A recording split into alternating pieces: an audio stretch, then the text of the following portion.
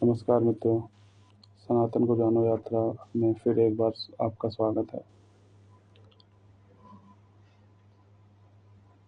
तो आज जानने का विषय रहेगा कि सनातन का जो ज्ञान है वो वास्तव में लिखित रूप में है या अन्य किसी रूप में।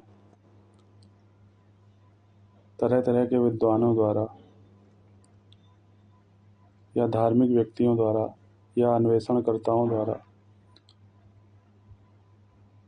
ज्ञान के लिखित रूप को ही एकमात्र प्रमाण माना जाता है। और इसमें भरपूर भ्रम की स्थिति यह है कि सभी लिखित प्रमाणों के आधार पर अपने अपने अनुसरणकर्ता का मतलब जिसका वो अनुसरण करते हैं उसे ही सर्वोत्तम बताने का प्रयास करते हैं। तो यहाँ पर जो भ्रम उत्पन्न होता है और जो मतांतर आता है कि किसका ज्ञान सर्वोत्तम है, ये कैसे तय किया जाए, तो फिर देखा जाता है कि विद्वानों द्वारा इस पर साफ नहीं किया जाता और इस प्रकार ये भ्रम लंबे समय तक बना रहता है। वास्तव में जो धर्म का ज्ञान है वो सर्वोत्तम तभी होगा जब उस पर किसी तरह के भ्रम की स्थिति ना हो। तमाम तरह की परंपराओं के अनुसरण करता जिस प्रकार अपने अपने मतों को लेकर स्वयं के ज्ञान को ही सर्वोत्तम बता रहे हैं, तो क्या सर्वोत्तम सभी का ज्ञान सर्वोत्तम है? तो उनमें आपसी मतभेद के क्या कारण हैं?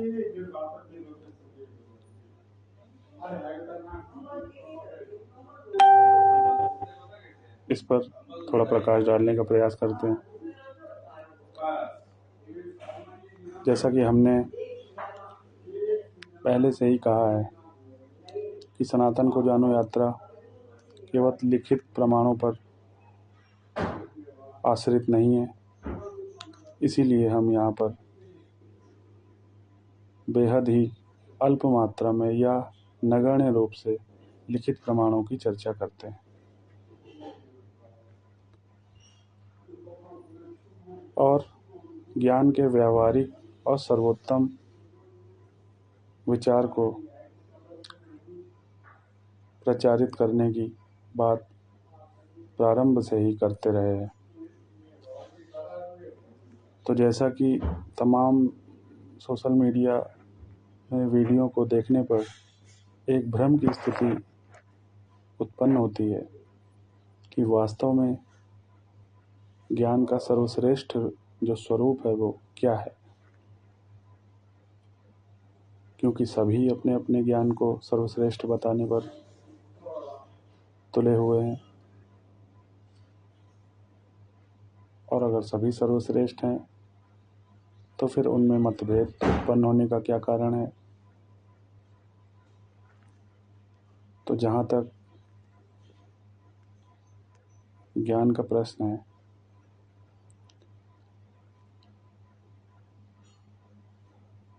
उसका जो वास्तविक विचार है वो यह है कि ज्ञान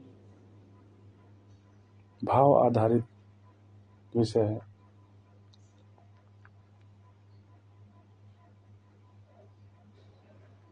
केवल लिखित प्रमाणों के आधार पर कई सारी जानकारियों को एकत्र करके हम इसे ज्ञान नहीं मान सकते हैं, क्योंकि ज्ञान का आधार सदा से ही धर्म रहा है। जहाँ धर्म है वहाँ ज्ञान स्वतः ही उत्पन्न होता है, लेकिन जहाँ ज्ञान है वहाँ धर्म उत्पन्न होता हुआ नहीं देखा जाता है। वास्तव में आज जिसे ज्ञान बोला जाता है वो लिखित प्रमाणों पर पूर्णतया रूप से आश्रित माना जाता है, जिसमें केवल ज़्यादा से ज़्यादा जानकारियों को एकत्र करना ही ज्ञान माना जाने लगता है, जबकि हमें ज्ञान और जानकारियों में अंतर करना आना चाहिए।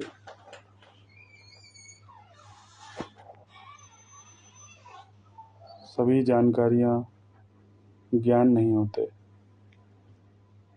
और ज्ञान में जानकारियाँ नहीं होती,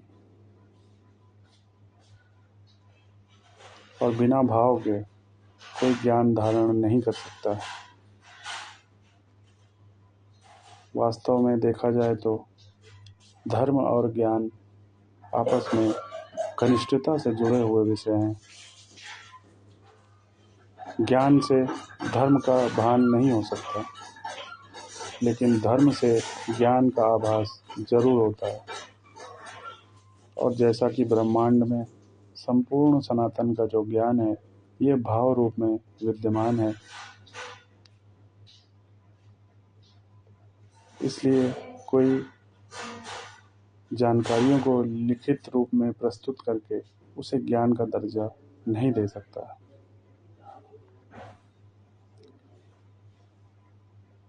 ज्ञान को लिखित प्रमाण से संबंधित करते हुए ही आज हमारे सामने इतनी तरह की जानकारियां हैं कि व्यक्ति भ्रम में पड़ जाता है कि वास्तव में ज्ञान क्या है और जानकारी क्या है।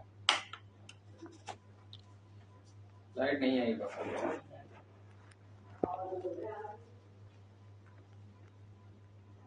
जब तक हम जानकारियों को ही ज्ञान समझकर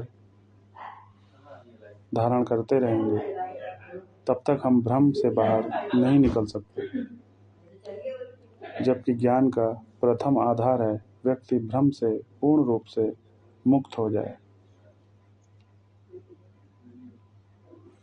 अगर हमारी इस बात का प्रमाण लेना है तो आप सोशल मीडिया में तमाम तरह के जानकारियों के वीडियो खोल कर देखें, जिसमें कि हर व्यक्ति किसी भी मत का हो, वह स्वयं के ही ज्ञान को सर्वश्रेष्ठ बताने की कोशिश में लगा हुआ है। यही आपस में विवाद का मूल कारण भी है, और इसीलिए नए नए मत और नए नए विचार उत्पन्न होते रहे समय के साथ। चाहे कबीर की बात हो या अन्य किसी की।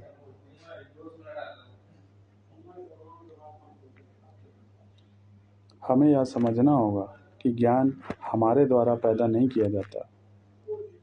ज्ञान अपने उच्च स्तरों पर विद्यमान है, हम सिर्फ वहां तक पहुंच सुनिश्चित करते हैं और उसे प्रचारित करने का काम करते हैं। जो ज्ञान को यह कहकर प्रचारित करता है कि यह उसका दिया हुआ है, वो एक मूर्खतापूर्ण बात है और एक तरह से ज्ञान पर एकाधिकार करने की जो प्रवृत्ति है, ये अधर्मियों का ही गुण रहा है। ज्ञान का अंतिम जो उद्देश्य है वो धर्म स्थापित करना है। जो ज्ञान अधर्म की ओर ले जाए वो ज्ञान हो ही नहीं सकता, वो मात्र जानकारियों का भंडार भर है। और ये जानकारियाँ निश्चय ही आज सभी को भ्रम में ही डालती जा रही हैं। व्यक्ति जितना तरह तरह की जानकारियों को इकट्ठा करता है, उतना ही वो भ्रम में पड़ता जाता है। तो क्या ये ना माना जाए कि माया ने ही आज धर्म का रूप बनाकर छल करने का काम शुरू कर दिया है, जो कि तरह तरह से ज्ञान के रूप में प्रचारित होते हुए अंततः माया का ही एक रूप है। जिस प्रकार राक्षस कई कई बहरूपीय या रूप धारण करके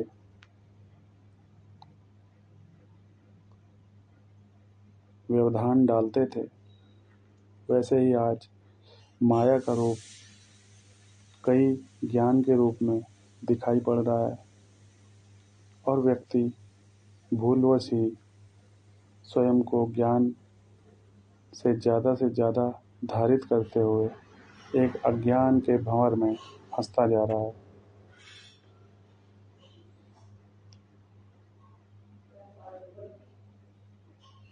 इसलिए यह नहीं माना जा सकता कि ज्ञान केवल लिखित प्रमाण के रूप में ही प्रस्तुत है।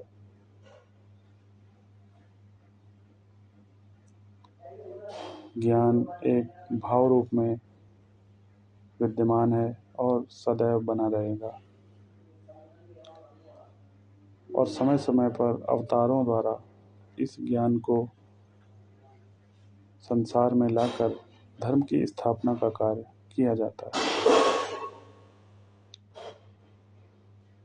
और समय के साथ जो लिखित प्रमाण है वो बदलते रहते हैं।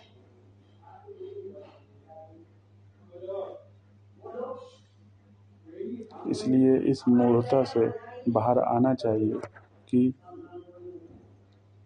केवल लिखित प्रमाण ही सनातन का वास्तविक ज्ञान है। इसका एक उदाहरण इस तरह से देना चाहूँगा कि धर्म में धार्मिक प्रवृत्ति आवश्यक है और बिना भाव के कोई धर्म, कोई धार्मिक प्रवृत्ति सफल नहीं होगा। धर्म में भाव घनिष्ठ रूप से जुड़ा हुआ है। अगर कोई व्यक्ति नियमित पूजा पाठ कर रहा है तो जरूरी नहीं है कि उसमें धर्म का धारण बढ़ता ही जा रहा हो, क्योंकि धर्म को जब हम औपचारिकताओं से जोड़ देते हैं तो हम धर्म के भाव से भटक जाते हैं, जबकि धर्म के जितना घनिष्ठ होते जाते हैं उतना ही हम भाव को धारित करते जाते हैं और बिना भाव के तो कोई पूजा या पाठ सफल हो ही नहीं सकता, भले ही व्यक्ति दिन भर ही इसमें गुजार क्यों ना दे। तो इससे हमें क्या पता चला कि एकमात्र जो धर्म का आधार है वो भाव है और इसी के द्वारा ज्ञान उत्पन्न होता है।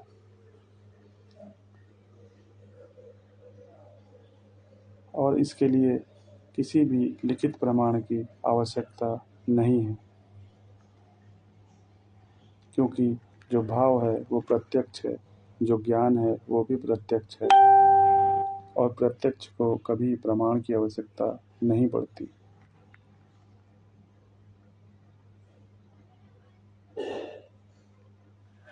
क्या अगर दिन है तो क्या हमें इसका कोई प्रमाण लेना पड़ेगा कि अभी दिन है या रात है?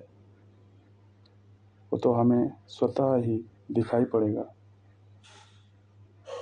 इसी प्रकार अगर हमारे अंदर पवित्र भाव विद्यमान है तो ज्ञान हमको स्वतः ही दिखाई पड़ता है। इसके लिए किसी की गुलामी करना आवश्यक नहीं होता। तो आज हमने जाना कि सनातन का जो वास्तविक ज्ञान है वो भाव रूप में विद्यमान है और सदैव बना रहेगा। सनातन के ज्ञान को केवल लिखित प्रमाण के रूप में मानना या केवल लिखित प्रमाण को ही सनातन का वास्तविक ज्ञान मानना बिल्कुल ही मूर्खतापूर्ण और तर्क अतार्किक बात है। तो अगले वीडियो में किसी अन्य विवादित विषय की वास्तविक ज्ञान लाने का प्रयास करेंगे। तब तक के लिए धन्यवाद।